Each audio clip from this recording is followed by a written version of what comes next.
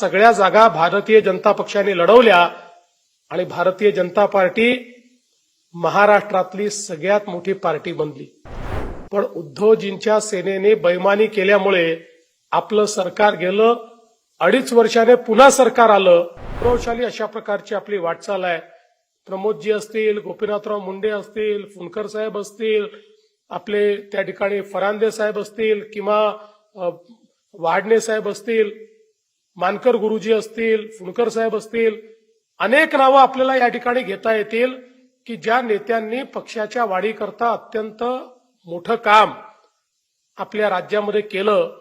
पहिल्यांदा 95ला आपण युतीच्या सरकारमध्ये आलो, त्यावेळी भारतीय जनता पार्टी हा छोटा पक्ष होता। छोटा म्हणजे तुलनेनं शिवसेनेपेक्षा कमी जागा मिळालेला, आणि म्हणून आपल्याला उपमुख्यमंत्री पद त्यावेळी स्वीकारावं लागलं।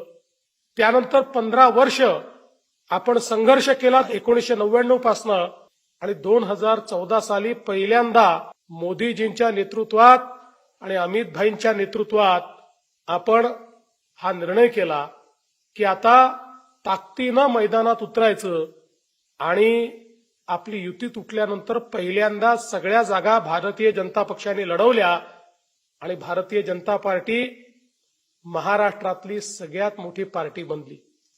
भारतीय जनता पार्टीनं महाराष्ट्रामध्ये सर्वाधिक जागा मिळवल्या आणि आपला मुख्यमंत्री झाला। 5 वर्ष आपण उत्तम काम केलं, लोकांनी पुन्हा निवडून दिलं। पण उद्धवजींच्या सेनेने बेईमानी केल्यामुळे आपलं सरकार गेलं, 2.5 वर्षाने पुन्हा सरकार आलं। पण त्यावेळी त्या विशिष्ट परिस्थितीमध्ये अधिकच्या जागा असताना देखील ज्यांनी आपल्याकरता त्या ठिकाणी पदाचा त्याग करून आणि हिंदुत्व हे जगलं पाहिजे किंवा हिंदुत्व हे टिकवता आलं पाहिजे याकरता उद्धव सेनेचा त्याग केला, ते एकनाथराव शिंदेजी यांच्या नेतृत्वामध्ये आपण सरकार तयार केलं। आणि पुन्हा 2024च्या निवडणुकीमध्ये अभूतपूर्व अशा प्रकारचं यश आपल्याला प्राप्त झालं। हे खरं आहे की लोकसभेमध्ये आपल्याला यश मिळालं नाही, त्याची कारणंही बावनकुळे साहेबांनी सांगितली। फेक नरेटिव्हमुळे केवळ 2 लाख मतं कमी पडली आणि 31 जागा आपण हारलो। पण आपण थांबलो नाही, आपण घाबरलो नाही, आपण पुन्हा जिद्दीनं पेटलो आणि मोदीजींच्या नेतृत्वात पुन्हा मैदानात उतरलो आणि महाराष्ट्रामध्ये अभूतपूर्व अशा प्रकारचा विजय मिळाला। 132 जागा आपल्याला, आणि सोबत आपले 5 मित्र असे 137 आपले निवडून आले, आणि एकूण आपल्या सोबतची शिवसेना आणि राष्ट्रवादी मिळून 235 जागा। आजपर्यंतच्या महाराष्ट्राच्या इतिहासातला सर्वात मोठा विजय, कुठल्याही पक्षाला मिळालेला सर्वात मोठा विजय हा आपण या ठिकाणी मिळवला। आणि कार्यकर्त्यांच्या सगळ्यांच्या आशीर्वादामुळे, तुमच्या मेहनतीमुळे, तुम्ही जे श्रम घेतले त्यामुळे आपल्याला हा विजय प्राप्त झाला। आणि पुन्हा एकदा आपल्या सगळ्यांच्या आणि पक्ष नेतृत्वाच्या आशीर्वादामुळे महाराष्ट्रामध्ये मुख्यमंत्री म्हणून मला जबाबदारी मिळाली।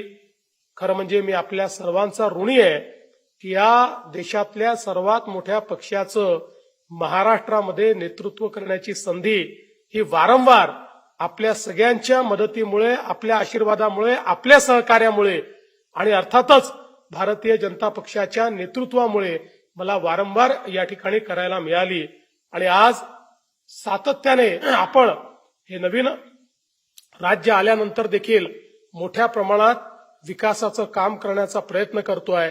एकीकडे केंद्रातलं सरकार आहे, माननीय मोदीजींच्या नेतृत्वामध्ये आपले नेते माननीय गडकरी साहेब असतील किंवा आपल्या महाराष्ट्रातले जे वेगवेगळे आपले केंद्रीय मंत्री आहेत, हे केंद्रातनं आपल्याला मदत करतायत आणि राज्यातनं आपण मोठ्या प्रमाणात सामान्य माणसाच्या जीवनामध्ये परिवर्तन घडवण्याचा प्रयत्न करतो आहे। आणि एक चांगलं सरकार, एक पारदर्शी सरकार, अशा प्रकारे गतिशील सरकार देण्याचा प्रयत्न आपला चाललाय। 100 दिवसाच्या कार्यक्रमातनं आपण एक प्रकारे संदेश दिलेला आहे, हे सरकार कसं चालणार आहे, हे गतिमानतेनं चालणार आहे, हे पारदर्शीपणे चालणार आहे, हे सरकार सामान्य माणसाकरता चालणार आहे, हे आपण या ठिकाणी दाखवून दिलंय। आणि मी आपल्याला विश्वास देऊ इच्छितो की हे सरकार अशाच प्रकारे महाराष्ट्राला सर्वोच्च स्थानावर नेल्याशिवाय थांबणार नाही। आपलं वाक्यच आहे, आता महाराष्ट्र थांबणार नाही। आणि महाराष्ट्राची गती आपण कमी होऊ देणार नाही. पण ही गती जर योग्य प्रकारे आपल्याला त्या ठिकाणी जर साधायची असेल तर याच्यामध्ये खूप महत्वाचं काय आहे तर सरकार आणि पक्ष यांच्यातला समन्वय. शेवटी आम्ही सरकारमध्ये असलो तरी आमच्या मनात पक्ष आहे, आम्ही सरकारमध्ये असलो तरी पक्षामुळे आम्ही सरकारमध्ये आहोत ही जाणीव आम्हाला आहे. आणि म्हणूनच पक्ष आणि सरकार याचा समन्वय आपल्याला घडवायचा आहे. पक्षाचे सगळे पदाधिकारी आणि कार्यकर्ते हे सरकारला जनतेपर्यंत नेण्याचं उपकरण आहे. हे एक असं उपकरण आहे की जे पक्षाकरता आणि सरकारकरता लोकाभिमुखता आणू शकतं, एका सेतूचं काम करू शकतं. आणि तीच अपेक्षा आपल्या सगळ्या लोकप्रतिनिधींकडनं, आपल्या पदाधिकाऱ्यांकडनं आणि सामान्यातल्या सामान्य कार्यकर्त्यापर्यंत आहे. मी एकच गोष्ट सांगतो, आपल्या विकासाचा आलेख चढता आहे. आपला जो काही प्रवास आहे हा तेजस्वी आहे, पण अजून खूप करणं बाकी आहे. अजून खूप गोष्टी आपल्याला करायच्या आहेत. बावनकुळे साहेबांनी सांगितलं, आपल्याला आपल्या महायुतीला ज्या स्थानिक स्वराज्य संस्थांच्या निवडणुका आहेत त्याच्यामध्ये विजयी करायचं आहे. आपला पक्षाचा रोडमॅप आपले रवींद्र चव्हाण यांनी देखील आपल्यासमोर मांडलेला आहे.